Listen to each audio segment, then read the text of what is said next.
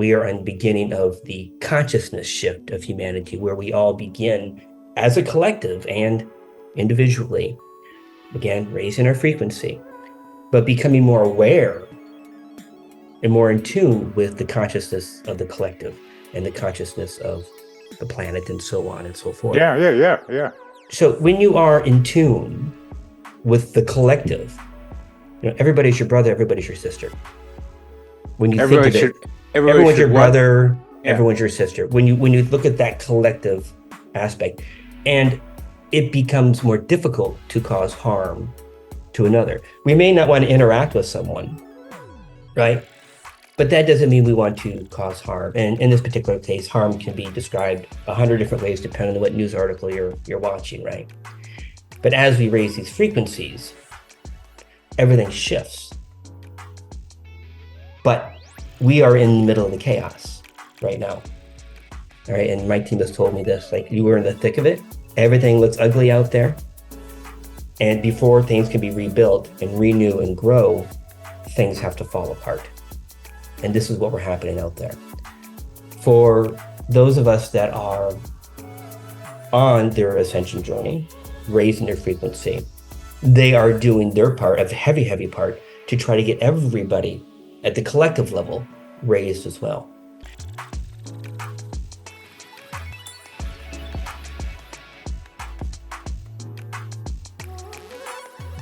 Welcome to Connecting with Coincidence.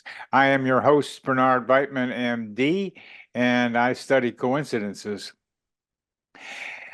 And I'm getting into wanting to be able to tell people how to tell coincidence stories, because they often do the stories in ways that get confusing because they add a lot of details that are personal to them that they really like, but for their listener, it's like, what's the coincidence here? What are you talking about?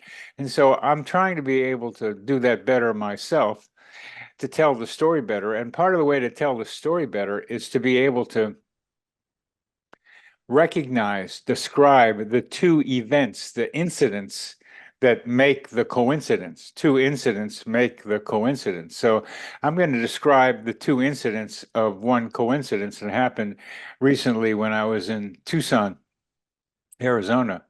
I went there with my colleague, Ruslana, to go to the Science of Consciousness conference.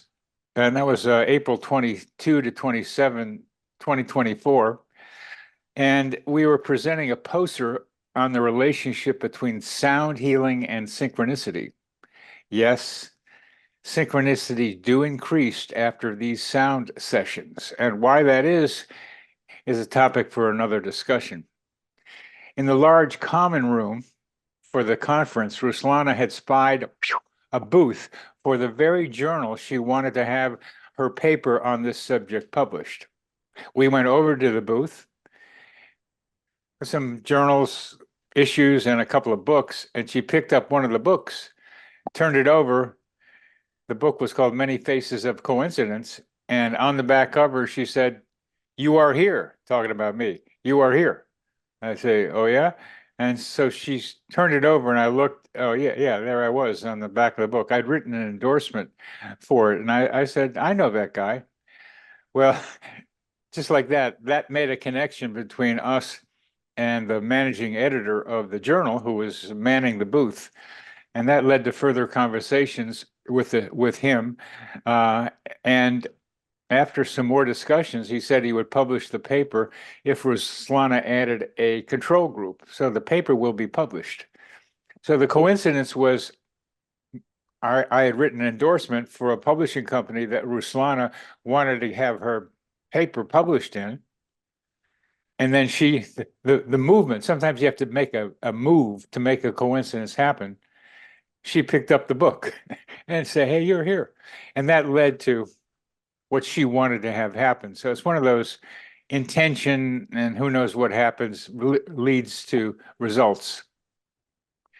Well, we're going to have a good one today, ladies and gentlemen, boys and girls, and everybody else in between. Our guest today is the smiling Ken Lloyd, who has the shortest bio of anybody that I've had on the show. And He is a soul infusion walk-in with 13 soul aspects, 13 his higher self and aspects of his oversoul merge into a single consciousness in the physical body that we're going to be paying attention to today. So you got a lot to tell us here, Ken. What are you talking about there with this walk-in thing? Yeah, absolutely. So let's talk about what a walk-in is, just to kind of level set here. A walk-in is typically when there's several types of walk-ins, but a walk-in occurs when somebody leaves. So perhaps it's suicide, perhaps it's a car accident, death. And rather than the body dying, another soul will come in and continue the experience. Now, typically this happens because the soul coming in has a mission to heal, a mission to do something for humanity. In my particular case, it was a near-death experience, but I didn't leave. So, meaning that my consciousness, my soul, me, Ken, has always been here. But what happened is that process, opened up 13 different soul aspects. We have many lives living at once.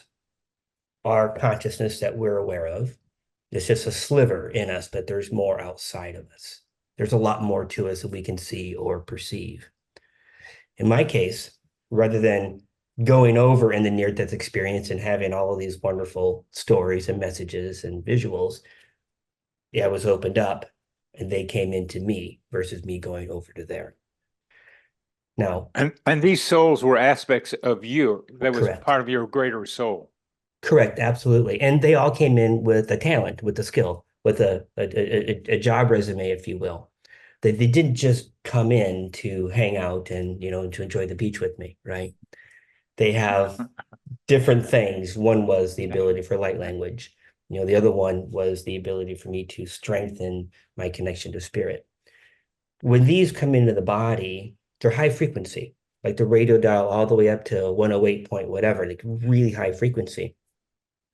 And they begin modifying the physical body to raise the frequency of my body. And the higher my frequency, the more connected I am to spirit. So when I drop into meditation, it's instant, it's now, the information I'm looking for. This idea of raising frequency is coincidentally related to the sound healing I was mentioning earlier, because what sound healing does is raise people's frequency. What do you mean by frequency, Ken? So we have an energy body. We are energy. I mean, science will tell you that. When you get all the way down to the atom, right? Before that, we're basically energy, and it vibrates at a frequency. And when we do the work, meaning that we eat healthy and we remove frequencies of lower nature, news as an example, right? Or those things in our lives that bring us down. When we remove those things from our life, we naturally elevate up. Sound healing is the same thing. It's a frequency and it changes the frequency of the body. What's really happening is this change in the frequency of the energy around us, which then permeates into the physical body. Is it measurable? I don't know. I don't know if it's measurable or not. It's measurable. Yeah. There's a biofield machine that gives you visuals of the various frequencies around your body and in your body. Mm. And I'm very interested in trying to look at interpersonal energy and to see how that vibratory in one person mixes with the vibration of another person. I'd love to see that myself. Because of the way things that happened to my physical body from the soul, they've modified my body where I emit a high frequency. So when you're in, how do you know that? How do you know that you emit a higher frequency, Ken? this is from the people in the room. When they walk in the room, not everybody can feel energies, right? But you've got people out there that can feel them, hundreds of feet away. And this is the feedback from them. Again, is it measurable hundreds of feet out? I don't know. Yeah, it's heart math does it about 5 feet out from Okay. they can measure 5 feet out from heart mostly is what they're trying to measure. And it's measurable when somebody comes into a room like you. Yeah, yeah. So So I use tell the it, feedback, yeah, of the others in the room. And I apologize, I interrupted you. that's how you use, that's how you measure. It is. And because I have no other method other than my team telling me the distance around me and what it's for. But when we look at the 3D world, it's the people that's giving you the feedback. It's the only measurement I have. Well, it's a good measurement. Another measurement is your attunement to your higher self, to spirit. Yeah, I want to touch on a comment you had made earlier, I believe, regarding frequencies and coincidences. When you raise your frequency, those coincidences seem to happen more often. And I believe that was the point you're illustrating. Yeah. And what I want to state on that is as we raise our frequencies, things get faster in the etheric realm. All right. Things happen a lot faster. And our ability to manifest, our ability to bring those coincidences in, whether it's consciously or subconsciously, happen a lot faster. That's So this so is why, important. That's yeah, so important because I'm just having a good time watching the coincidences happen these days. Uh, yep. uh, how do you understand how that works, Ken? I understand how it works from an inner standing. Yeah, I understand. I Yeah. I know that from what I just went through the last 30 days, and I'll fill the audience in on this little segment. So while we had originally talked about those 13, my higher self also stepped into my body, and the oversoul stepped into the body. Typically, these things are separate, but with me, we've all merged into one, and that has taken place over the last 30 days.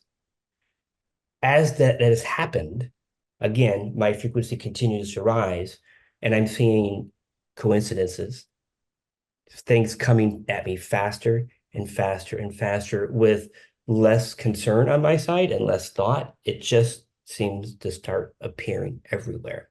So again, as my frequency rises, the universe just brings in the thing we're looking for, even without asking. And what's that experience been like for you, Ken? Eye-opening. Um, the merging process itself that just took place, the infusion, label, is not an instant event. It takes 6 to 8 months. And my body and me will continue to uplift our frequencies to the highest vibrational energy around us. As this happens over the next 6 to 8 months, my connection to spirit, my gifts, my knowings will all start amplifying. So I'm already getting information just in the past 3 weeks, and I'm excited about what's coming up, but I don't know what it looks like just yet. Spirit's funny. They give you a breadcrumb and a breadcrumb and a breadcrumb. They don't give you the whole picture at once. It's too much information. Could you tell us some of the coincidences that have been happening to you, please? Yeah, so I wanted to start with kind of a large coincidence. So prior to my near-death experience, I was a cybersecurity entrepreneur. I'm a serial entrepreneur. I've created 3 cybersecurity companies, antivirus, anti-spyware. And in that business, it really is a cat and mouse game. All right. You've got to go in there. You got to find out where are the bad guys at, and then write code, software to prevent the bad guys from taking or doing whatever they're doing, and then anticipate what's coming and code for that. It's a cycle. And the technology that I created has helped millions and millions of people. When we look at what I do now from the healing perspective, when I call it tap in, when I tap into somebody, it's no different than coding. So as I work on somebody in my mind's eye and I see their shoulder, their back, whatever it is, and I start moving the energies around, and I literally reach up and grab the energy to move them around. Everything's a video for me. I'm creating code. I'm creating quantum code unconsciously. This means that when somebody else steps into my field and they have that same condition where the code applies, they begin the healing process without me interacting with them. So again, my mission now is millions of people. It was before. It was creating code before, and now it's creating a different type of code. And in fact, I actually see programming code when I'm in there sometimes healing people. So the bigger coincidence is I spent 27 years learning how to do these things in the 3D. And now I'm tapped in and I'm learning how to do this to the human body and the human energy bodies, if you will. So interesting coincidence. It's a coincidence of a pattern repetition. Mm-hmm. A pattern repetition in which you formed a basis writing code, and now you're writing code for human beings. And could you tell us more about what you mean by the writing code for human beings? What does that look like to you? So I actually had a good chance to explain this the other day. When we write code in the 3D, there are different levels of code. There's the code where you're writing the 0, 1, 1, 0, 0, the really long, hard stuff, right? And then there's the visual, the object orientated, where you're doing blocks of code. I'm doing blocks of code for the human. So as an example, when I look at somebody's shoulder, I can see the energetic root cause of why the shoulder hurts. And it's not because it's a car accident. All right. It's because there's ancestral trauma, there's past life trauma, there's contracts, there's soul contracts, there's other energy aspects. And I can see these things and reach in and pull them off. That process really is coding the energy field, moving things around in the energy field.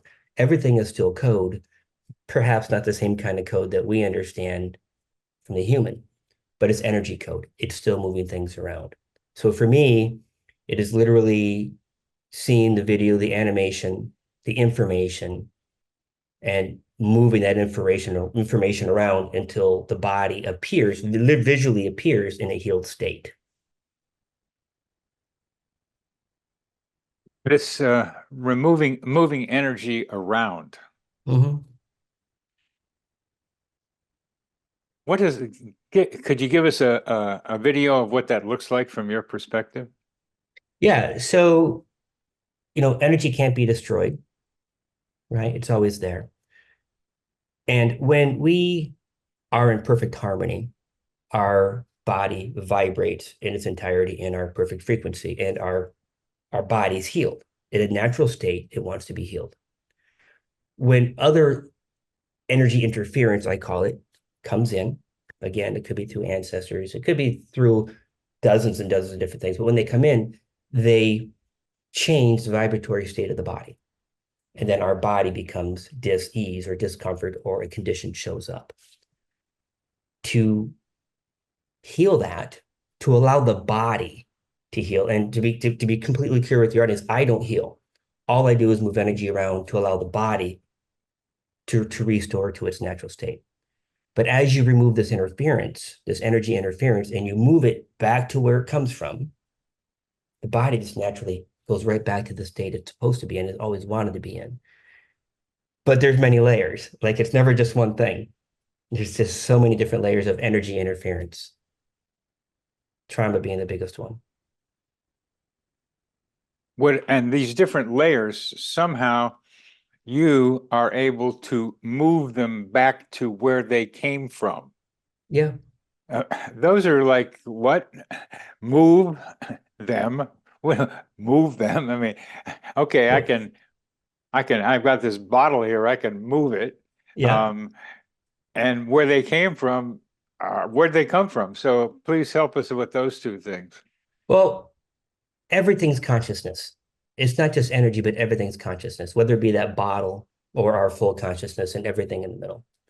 And when you're able to reach the level of communication with the consciousnesses, you're able to work with them to say, listen, you don't belong here.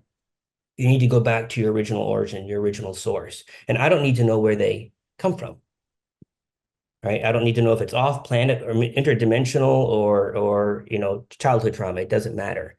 It is about getting that consciousness free, because it wants to go back as well. That other energy interference wants to go back to its original location. So it's communication. It is allowing that, opening a pathway for the energy to leave itself. So the energy that's in my son's body, for example, who has an unknown at this point, GI problem, where he has diarrhea all the time. He's got some kind of entity that has consciousness in his intestines, we'll say, and that it's stuck there. It's almost like he's been invaded. It's like you're like an exorcist. That's the closest I can understand of what you're talking about. But you're able to develop a conversation with the entity, and that's really that's a major capacity of yours is not only to locate it, but develop a dialogue. Could you tell us how you do that? So yeah, mostly. So just for the audience, why we use the word entity. I don't want anyone to think that's a bad thing. It's just a way to label consciousness. So Good. The ability to communicate with other energies is mostly done through light language and through telepathy. So even when I have an energy in front of me, for instance, your son as an example, right? And I'm in there, I may not talk to it with words or thought, but the light language will come out. And it's the light language that has the intent and the information that does the communication itself. And I never know what's going to come out the light language. You really don't know. But when you're in there doing the job, getting that energy or the entity, you say, to exit, there's the intent behind the language. And that's what happens. So again, the energy is trapped. You provide a way for that energy to leave, and it usually does. So it's good. It's good for everybody. The entity wants to leave, and it's stuck in there, and it's good for the person because then they can heal themselves and come back and fill in the space with something more normal, is the way I might think about it. Light language, Ken. He got me on that one. I mean, I'm familiar with telepathy, but could you describe light language? Yeah. Shoryatoriyatima, Kariyatiyati Shoryato Karama idea, Tiatorioto, Kariyamiyati Shoryato Payata. Light language removes the ability for our ears, our ego, our mind to interpret the words. If I was to use the word there in a sentence, your mind would be, is that T-H-E-R-E? Is that T-H-E-I-R? What does he actually mean by that, right? I'm communicating directly with your consciousness or any other energy's consciousness by removing the ability for our human body and our human mind to manipulate the information. While you were talking in light language, I felt this vibration going right down the middle, starting with around here and kind of dissipating as it got towards my heart. And it was in the direction of relaxing. The light language was designed to allow your soul to experience it and understand, not understand or overstand, but to understand what's happening, which is why you're feeling that energy move through you. I was helping your consciousness recognize what I was doing without words. Well, my body recognized it, and then my consciousness recognized my body recognizing it. It was quite real as it went through me. And that gives us some idea, and maybe some of our audience might have felt listening to this the same kind of feeling that I just felt. They will most likely have their coincidences that you talk about by listening to this show.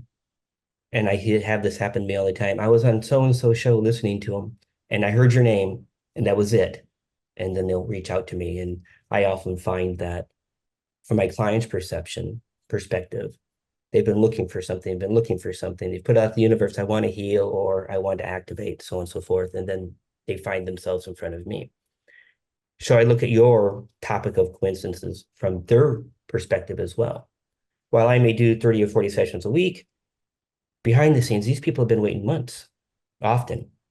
And they're getting exactly what they've been waiting for, and they're excited. They're so excited that the coincidence in their life allowed the meeting to take place. The coincidence allows the meeting to take place because they heard your name. Or what really happened is they felt a frequency like you did. right? It's not my name. It's the frequency of my body and the frequency of the information in and around me that kind of pulls those synchronicities together. So when they hear the name, when they read it, or when they hear me on a podcast, they're reaching out because they feel they need to be doing something with that. Does that make sense? Yeah, definitely. And that's part of what I've been trying to figure out is that I know somehow, um, I won't say I know how, but that to create a simple telepathic connection with somebody, you put something out and they pick it up and then they tell you about it. More complicated are having a need, as the Coincidence Project needed a couple of things. And I was like, oh, I need a couple of things. And they showed up right around the time we needed them. And just out of no place, various things happened to the other person that made them contact me. But that's like, how does that work? Because I mean, as you can see, I'm a how does that work kind of guy. It's like I like drawing pictures, but how I the know, and video. whiteboard it. Yeah. Pardon? So we want to whiteboard it. I want to. Oh, that's. I want to video it. I want a cartoon. I don't want a whiteboard. I want to watch the little things moving around and see how they happen. The way that I see this, to elaborate on your comment, is how does that work? All right. We, as humans in our body, we feel isolated and alone. And for those that are on their spiritual path, what are they all trying to do? Try to tap in, try to get in touch with our spirit. I want to talk to my guides.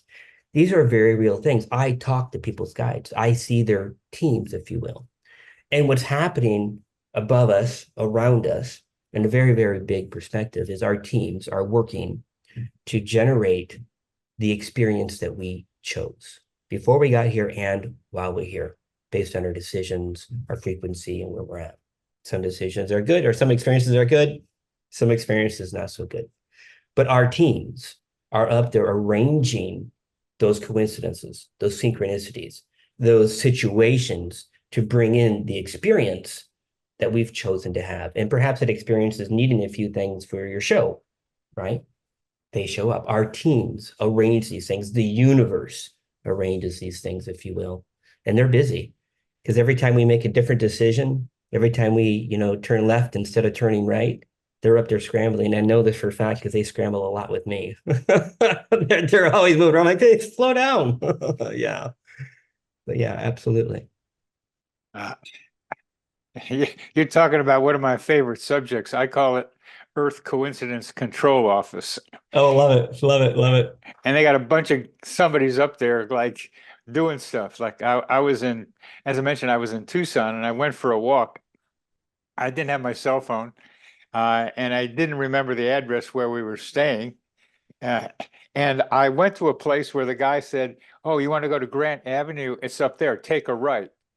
And something stopped me from taking the right to go back because all I knew was Grant Avenue and the fire station, which is near where we were. That's all. So I'm out in this strange town, no cell phone. I don't know where I am particularly. And I just have these two clues.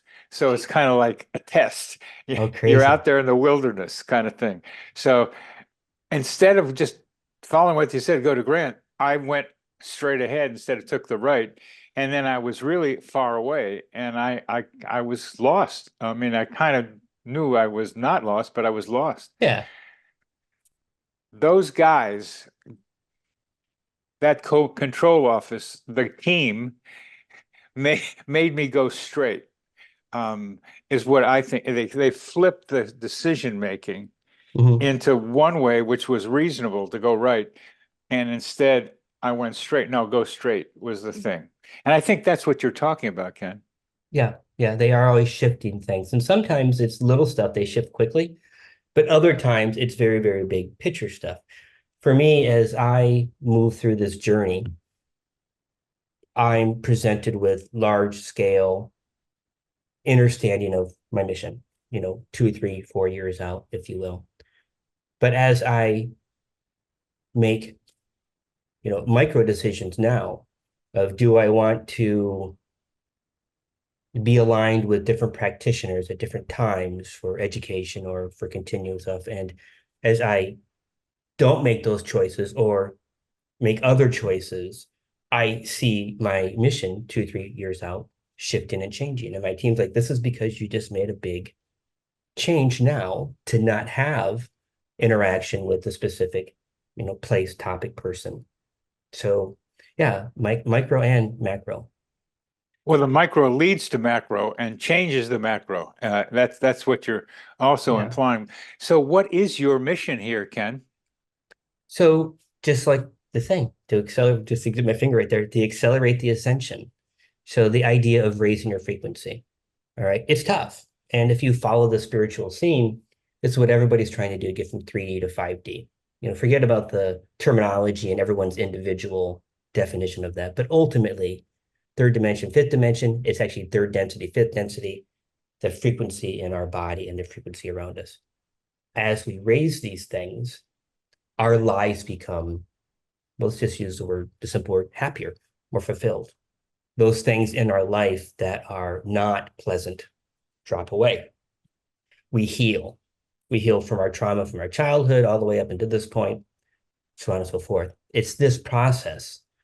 I bring in what they call an accelerated ascension frequency, codes, if you will, that allow people to rapidly move from where they're at now to their 5D harmonics, I call it. So, and I'm to do this for millions, like not just one-on-ones, but in very large group settings, thousands of people. This is why my body vibrates the way it does. And when you walk into the room, again, if you can feel the energy, you'll know I'm there without knowing I'm there. And this will get stronger and stronger as my frequencies continue to rise over the next 6 to 8 months, as everything in the body from last month just begins to vibrate more and more. You raise the vibration of a large group of people. Mm-hmm. Correct. And it doesn't have to be in person. It's virtually. It's any interaction because, energy isn't local. So while I can connect to anybody at any time and do the work I do, them join a virtual group session gives them the same energy. It accelerates them. And, I want to be clear that the accelerated ascension journey isn't pleasant. Like if you were to join one of my group sessions, you're going to feel uncomfortable for 7 days. It's just a guided meditation while I'm doing all this work behind the scenes. Follow the bouncing ball and try to stay awake, right? You think nothing of it. But then you'll end up with ascension symptoms, which is insomnia for a couple of days, or the opposite, right? Where you're so tired. A lot of emotional purging, right? When you feel to heal, when you cry, you're releasing trauma. People will find themselves crying for no reason on end. They're like, I don't understand why I've got all these emotions, right? And the physical discomfort in the body, maybe they showed up to be relieved of a condition, you name it, might shift and move in the body and might actually get a little more tense before it releases. So the accelerated ascension is accelerating some of the ascension symptoms as we move your frequency up. Well, you're starting to get into your zone right there. Yeah, I'm trying not to go too deep here. Well, I hope you do go deeper because I could feel my aura expanding as you were talking, and it was pleasant. It was pleasant, and I'm having the feeling of wanting to hear more light language from you. Okay, let me give it to you for your audience because I Please feel it as well. I just didn't want to monopolize that. So, go ahead and manipulate. Shalia tieto, tia nieta, karieto shorioto, mia nieta rekidini nia shorioto koto shorioto. Aliatari nishono moria tokuto shriati nietaria tokuto shriapa nietari kati shriati tutu pokuto katiati kataka pakoto kati shriati ama niana shria shiro shiro to shiro kuto shriani.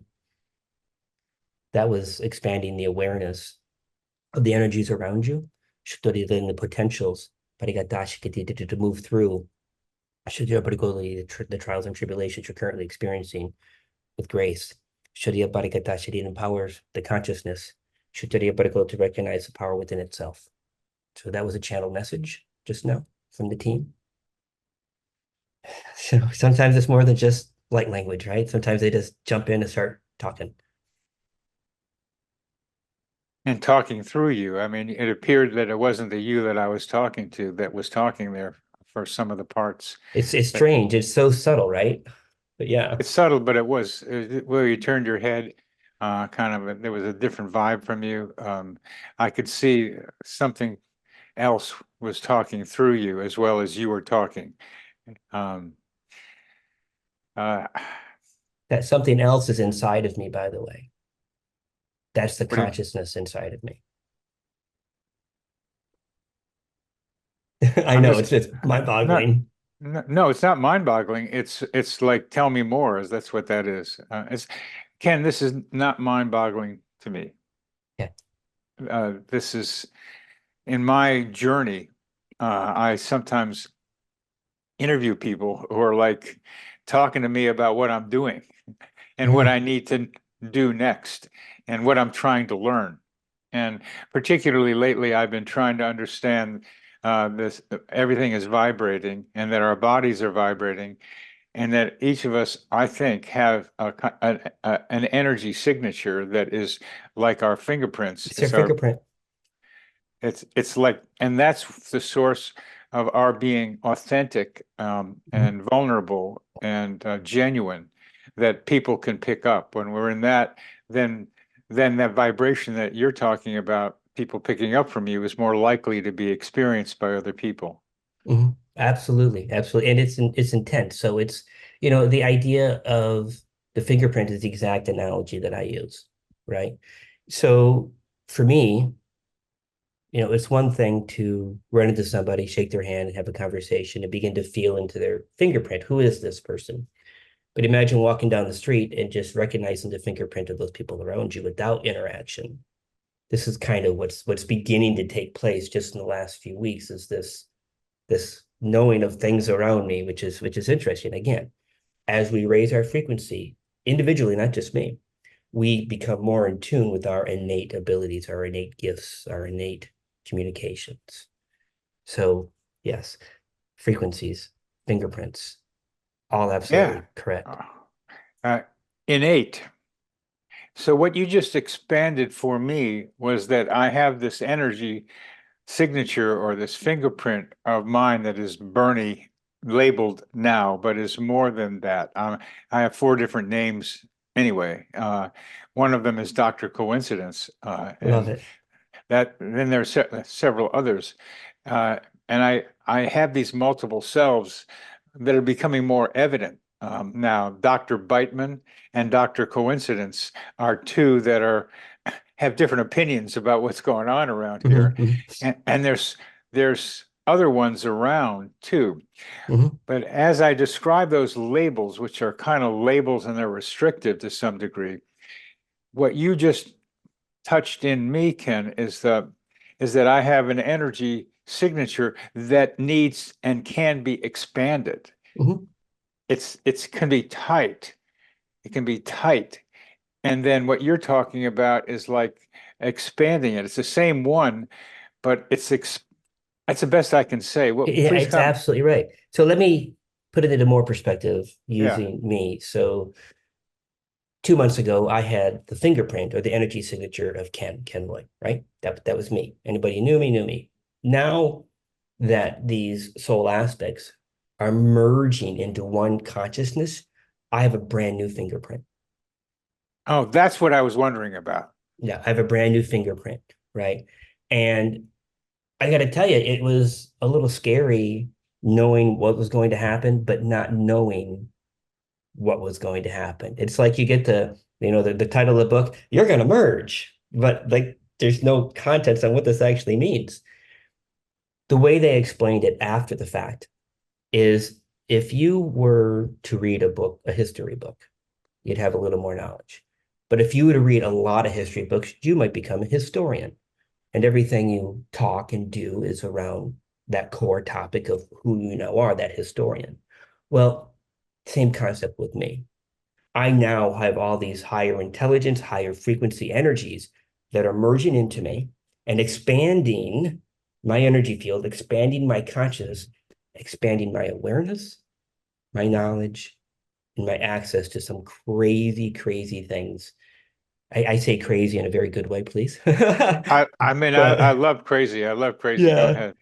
yeah. So with this becomes a new identity. Now I'm still Ken, right? I still have the humor, the smile, the joking, but now I am able to do more and see more and explain more to people what's happening, because even though I'm connected, I don't have all the details, all the information. I don't have the full playbook. I don't have the intricate stuff just yet.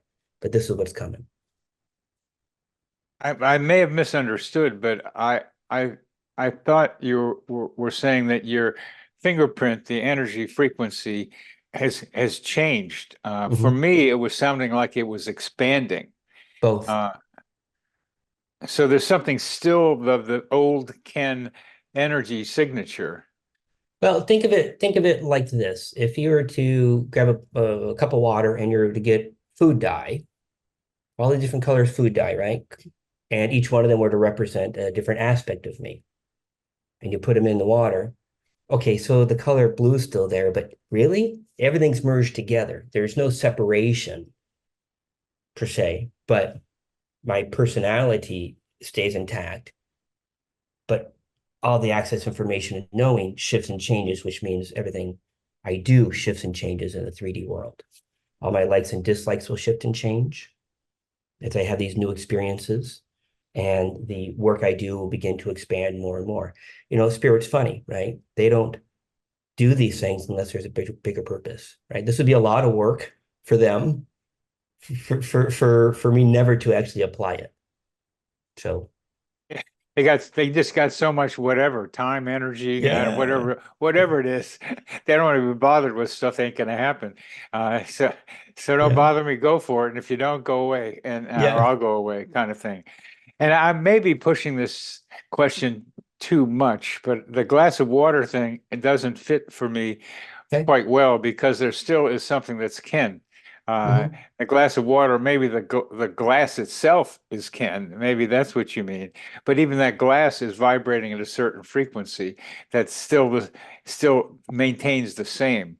So I would like to be disabused of this idea of what you started touching me with, this thing, and this is my energy that you were touching on, the Mhm. energy that is whatever my name is, and that this is tighter. And what I'm seeing is what I'm experiencing. It's getting looser, it's expanding more, but there's still something about my body and me and energy that remains the same as Okay. much as it keeps changing. And that's the way I was thinking about what you're saying.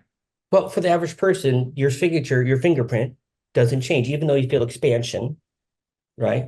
You still have the same soul. We actually call it a soul signature, right? The fingerprint, Soul signature. soul signature. You still have the same soul signature, right? But when you go through these processes that I went through, your soul signature changes.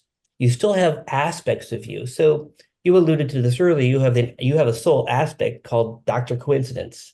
And right. And you have a soul aspect, and I apologize, the other name, Dr. Bernard or Bateman, Bateman. Bateman, right?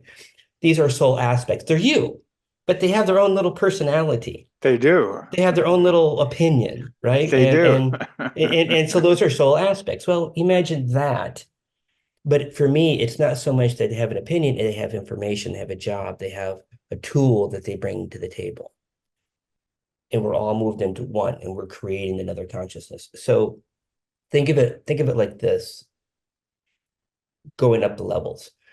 Our consciousness, our oversoul, our higher selves, whatever you want to call it, their purpose is to have experiences. Okay. It really is. It really at a very basic That's the foundational level. basic thing. They want to have fun, man. That's why they're here. Well, not necessarily. It's experiences, and the experiences can be really, really bad, right? Or absolutely incredibly amazing. But they're not going to do it one experience at a time. They're going to do a million of them at once, a million soul. They're going to split off soul aspects of themselves, like a lava lamp where a little bubble comes out of it. It's still part of it, but it's another aspect. They might do millions and millions of versions at once and amplify the amount of experiences that can take place. Their goal is to do all the experiences so they can also up level. We say up level, move their frequencies up. I mean, they have a goal too, right? Is to continue to raise their vibration. They do this by expressing themselves through the human body, as an example. When they merge off, as that example, and they have another soul aspect,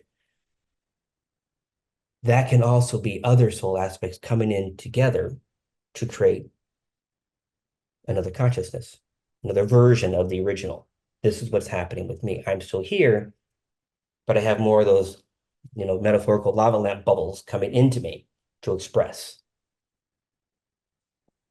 Well, thank you for that one, Ken, because I kind of know what you're talking about, given where I am with this thing. There's something transforming that becomes something different from what I've been. There's still a lot of the old memories. Mm-hmm. And those memories are very helpful because they help reorient me in the present to like how I am now compared to what I thought I was before. Yeah. I'm sorry, I interrupted you. No, no, you didn't. Looks like you were listening to me. Oh, absolutely. Because this is what happens. You are expanding. You're expanding in your awareness, in your energy field, in your mission, your journey, right? And as you do that, you become, you could call it a better version of yourself or a more expanded version of yourself. And this is what you're experiencing, whether it be minute by minute or on a larger scale, year by year. We're all doing it. We really, really are. The difference with you, by the way, is you are pushing the envelope. Like you are out there digging, trying to figure these things out, right? You're on this like I can't stop mission, and because you're doing that, your expansion is happening more rapid than an average person who just moves through the day. Just repeat Groundhog Day over and over and over. They're not expanding. They're not becoming their full potential until they push the envelope. Until they start reaching beyond their current understanding, like you are. And that's why I talk about coincidences, because they are ways in which to expand. Mm-hmm. Yeah, it'll allow the universe to do the expansion with us, and sometimes for us, but with us in collaboration. Sometimes with us, sometimes for us. Sometimes we don't want to have anything to do with it, and there it happens. Yeah, I didn't want to go that way. No. But you're going that way, whether you like it or not. That's what you're going to do. Yeah. What I'm trying to understand is how to help accelerate other people's experiences of meaningful coincidences. That's what I'm doing. That's my mission as far as I can tell. Your mission is indeed to help others with the awareness of energies in the practical human sense, mapping the coordinates, if you will, between the idea of a coincidence and how it manifests in the real world. There is really no difference between the coincidence and manifestation. And when you apply the human reasoning to how coincidence or manifestation occurs, it allows those who are listening the ability to grasp the concept in such a way that they can begin harnessing and allowing for those manifestation or coincidences to happen for them. Believing is important. Understanding, even if the understanding is a shallow depth, is critical for the human in order to allow. As we mentioned earlier, to accelerate this in anybody and everybody is literally raising their frequency by doing what they call shadow work, by healing the body, healing the soul, healing the trauma, taking care of ourselves. As we do that, those coincidences are going to happen naturally. And you're there to allow people, this is why it's happening from the 3D perception looking up. So that was for you. Thank you. Thank you very much. I very much like your three density and five density, rather because it's all raising the vibration level and going from the dense to the lesser dense. You never heard of a guy named Thaddeus Golas, probably. No, my team doesn't allow me to listen to anybody or read anything. So I'm sorry, I don't.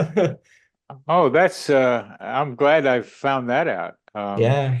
But Thaddeus Golas was I knew back in San Francisco in the late 60s, who wrote a book called Lazy Man's Guide to Enlightenment. Oh, I like that already. It's a very thin book. I love it. And it's all about going from dense to less dense, to higher vibration. It's this vibration. Do you ever talk to people who are dense and they don't know what vibration means? And if you do, how do you manage that? Not often. Not often. It's those individuals that I find in front of me, this show personally, they already have a foundation. They're already here because they've been called to listen to something. Whether they subscribe to it or not is a different story. But they've already understand some of the basics. They feel they need to understand more about a particular topic. Same thing with you, right? You're talking about coincidences. You're probably not going to have someone showing up wanting to talk to you about I'm making it up, but maybe the latest news article on TV last night as the conversation. It's very, very different. So I rarely have someone showing up who doesn't understand the concept, at least, of raising their frequency by healing themselves, even if they don't understand much more beyond that. I see. Writing a book now called Psychotherapy for the Collective Human Organism. And the idea is that humanity is a collective organism. And it's not doing the planet or itself very well these days. And in my opinion, on a way to suicide by destroying our habitat and each other. I wonder what you think about that concept that I just said. Sure. I'll elaborate that. One of the things I don't do typically is polarized topics. Like, don't ask me about certain things specifically, but this is a good topic. Individually and collectively, the individual human and the collective human. And we can also talk about the collective human in terms of the planet itself. The planet itself is a consciousness. Yes. Okay. When we look through our human history, there are certain times in human history where major shifts have happened, whether it be downfalls of civilization or increases of technology, the Bronze Age or the computer age recently, right? Very, very major shifts in humanity. We are in one right now. We are in the beginning of the consciousness shift of humanity, where we all begin as a collective and individually, again, raising our frequency, but becoming more aware and more in tune with the consciousness of the collective and the consciousness of the planet and so on and so forth. Yeah. So when you are in tune with the collective, everybody's your brother, everybody's your sister. When you think of it, everyone's your brother, everyone's your sister. When you look at that collective aspect, and it becomes more difficult to cause harm to another. We may not want to interact with someone, right? But that doesn't mean we want to cause harm. And in this particular case, harm can be described 100 different ways depending on what news article you're watching, right? But as we raise these frequencies, everything shifts. But we are in the middle of the chaos right now. All right. And my team has told me this, like, you were in the thick of it. Everything looks ugly out there. And before things can be rebuilt and renew and grow, things have to fall apart. And this is what we're happening out there. For those of us that are on their ascension journey, raising their frequency, they are doing their part, a heavy, heavy part, to try to get everybody at the collective level raised as well. We can look at all the problems on Earth, whether it be environmental or political or so on and so forth, and realize as these frequencies rise, everything shifts and changes. Just like we can manifest things to show up, the collective does as well. And, Mother Earth as that consciousness can also shift and manifest as well. As his frequency rises, everything shifts and changes. This is how I see our society and where we're going. I haven't watched a news article in 7 years. I haven't turned the TV on, news, nothing, right? So I actually do not know what's happening out there in the real world. And I'll be the first to admit it. I'm stuck in this space I'm in because I need to maintain those high vibrational frequencies. And I see what's coming, and it's beautiful. It really, really is beautiful. But I'm looking through my lens, right? And my lens doesn't take into consideration what happened this morning on the freeway, as an example. Like I have no idea. But yeah, I don't worry about the planet or humanity. I'm looking at the long game. I hope that made sense. Absolutely. And I just read a paper with someone who's called it the dark night of the soul for Earth. That this is, and for humanity, this is a transition that has to happen, needs to happen, and will happen. And it's a form of spiritual bypassing to some people, just to step back from it. But not if you're doing what you're doing. Then there's something ahead. So what's the vision you have today? I mean, I know it'll probably change, but what's the vision you have today of the future? When we look at the human, the potential of the human, there's been a lot of suppressed energies, technologies inside of the human. There's been a lot of suppression of knowledge and information and awareness of who and what and where they came from. As this knowledge begins to be shared, and it is being shared, as we become back into alignment of who we really are, we accelerate the genetics, we accelerate the human capacity exponentially. As we accelerate the human capacity, we become the idea of having those special powers that ETs have, fill in the movies. This is what's coming. We are evolving as a species, and we are right in the middle of it right now. The human has been suppressed.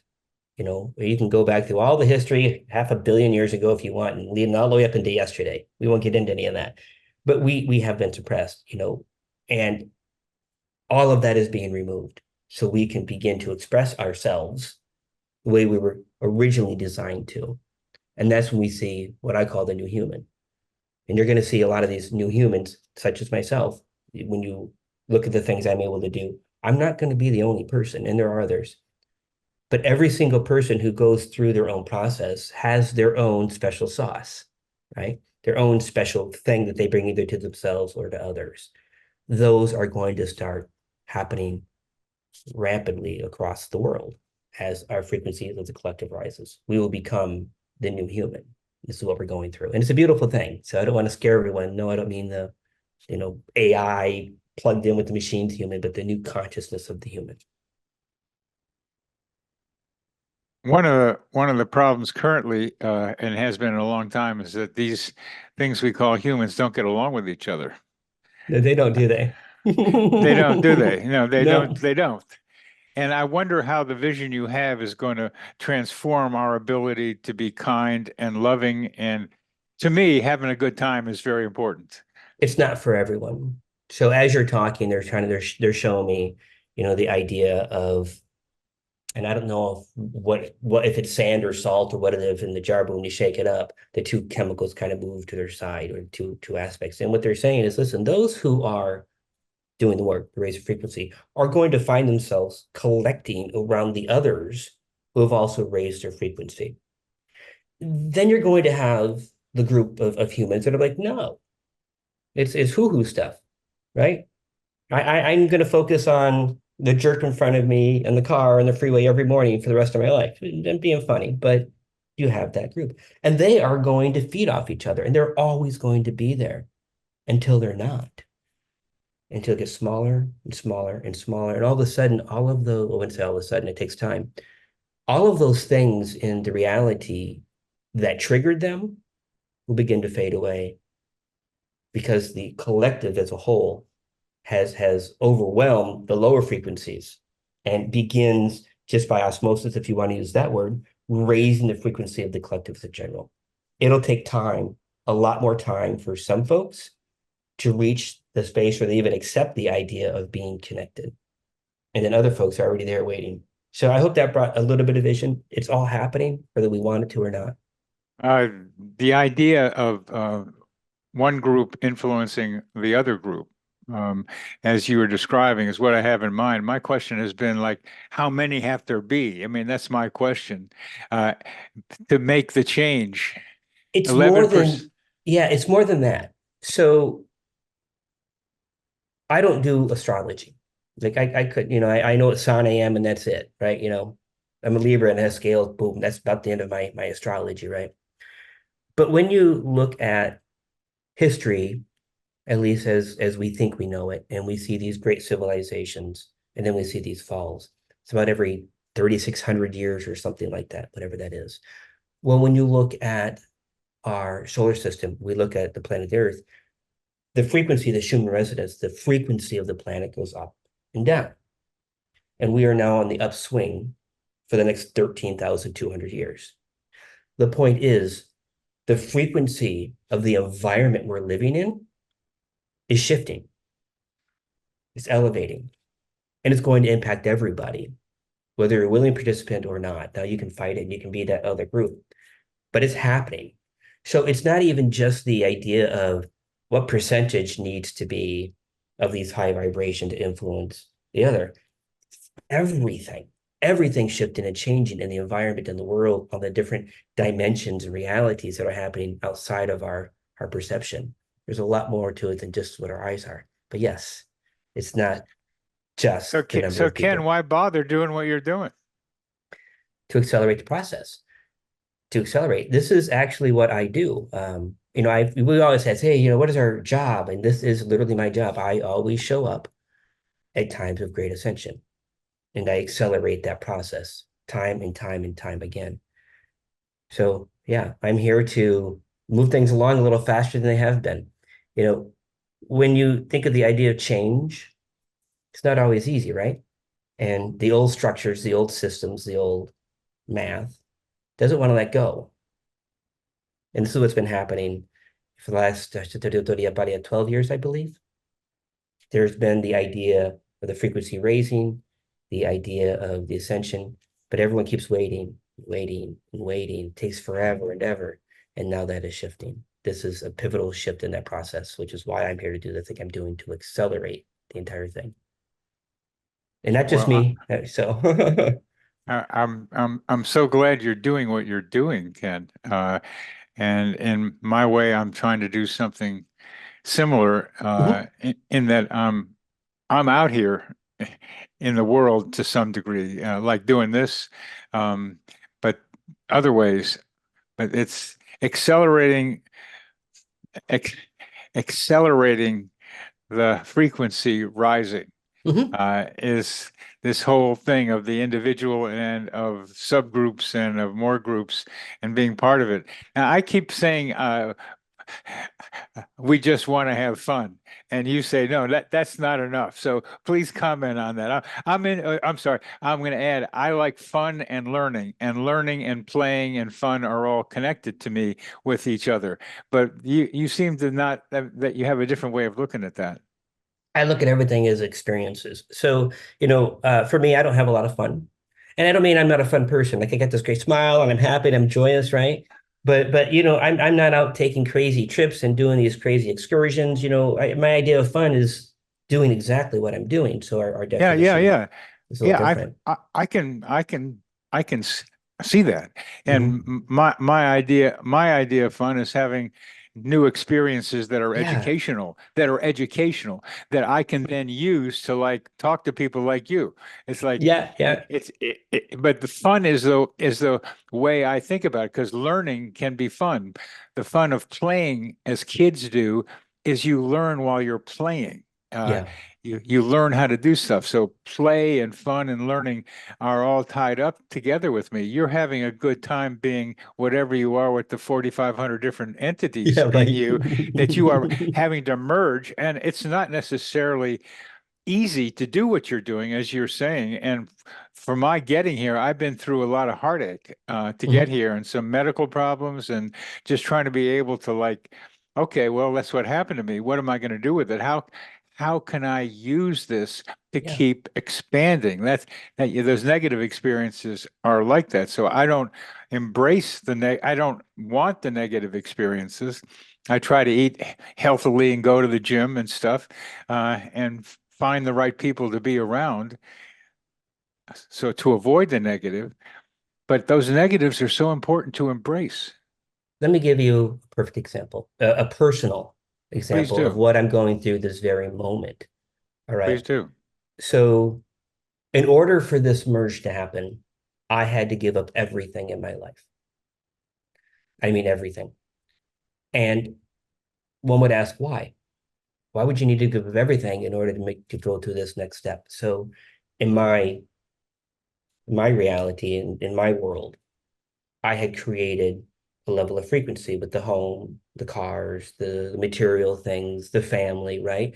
And I had maxed out. Like I was not going to be able to grow anymore because the house, metaphorically here, the house I built was only a two-story home, metaphorically. But now my team's like, wait a minute, we don't need a two-story home, we need a skyscraper. So we're going to tear down everything that you know, everything you experience, everything you own, everything you have, every relationship. We're going to tear it down. It's going to be sucky. It's going to be a horrible experience. And it is because they need to build the foundation for the skyscraper. So even while we want to have fun every moment of every day, which is utopia, ultimately, we still have to have the experiences to reach those next levels. We still have to expand, and expansion is sucky. It is sucky sometimes. So while I'm going through all of this, I'm still maintaining the smile. I'm still maintaining the high frequency and high vibe, right? And recognizing this is a lesson, this is an experience. And either I go down the rabbit hole and don't come out in terms of like, just or I flow through it and allow those good days and bad days to happen simultaneously. Yeah. Um, to me, this life on Earth is a sine wave. And what you just described is doing a straight line through the ups and downs. Mhm. Is that accurate? It is accurate. And unfortunately, for me, it's a little different. When we go back to the near death experience and we talk about those 13 souls coming in, what they also did is they removed my root chakra, which is that base chakra where we hold all of our trauma. When they did that, they removed part of my expression of emotion. So the anger, if you will, that would reside in the root chakra, the fear, those things have been removed ultimately. So I go through this process kind of like this, and this is a great way to say it, kind of in a straight line, because I'm not feeling those lower vibrational emotions in my body. I'm not creating more trauma. Now, to the outside world looking in, the guy's got no emotion. What's wrong with him? He's heartless. You may look at it from that perspective. From my perspective, I actually don't recognize or realize the impact of those lower emotions. So it's not normal to go through the process like that. It's more normal to do what you're stating. The process is that, but your way of doing it is that. Yeah. Root chakra is associated with sexuality, is it not? That's the sacral, the one right above that, the belly button area. Oh, okay. So Root that's, chakra is all that hatred we have for everything. And their trauma, right? Our childhood trauma, our life trauma, gets stored in there. well, we've come to more time than usual talking with you, Ken. So gonna have to sign off. But your experience, my experience of you has been transformative also in several different ways, and I hope it is that for our audience who will watch and listen to us. So I thank you very much for being with me today and talking about this stuff. Yeah, absolutely. The only thing I'm going to closing is if you want to reach out to me, it's kenlloydofficial.com. Ken Put Lloyd, stuff on if there. that's right there. Yeah, that's why I do that, right? Because it's just easier to, well, whichever way the hands go, Yeah, it's right? that one. Yeah. Yeah. Well, That's official. KenLloydOfficial.com. They can see that over your right shoulder, they can see that over your right shoulder. Yeah. So thanks again, Ken. Yeah, thanks a million. I gotta tell you, this was amazing, and I love the questions. Thank you so much. This psychosphere is our mental atmosphere, like a hologram of cosmic consciousness.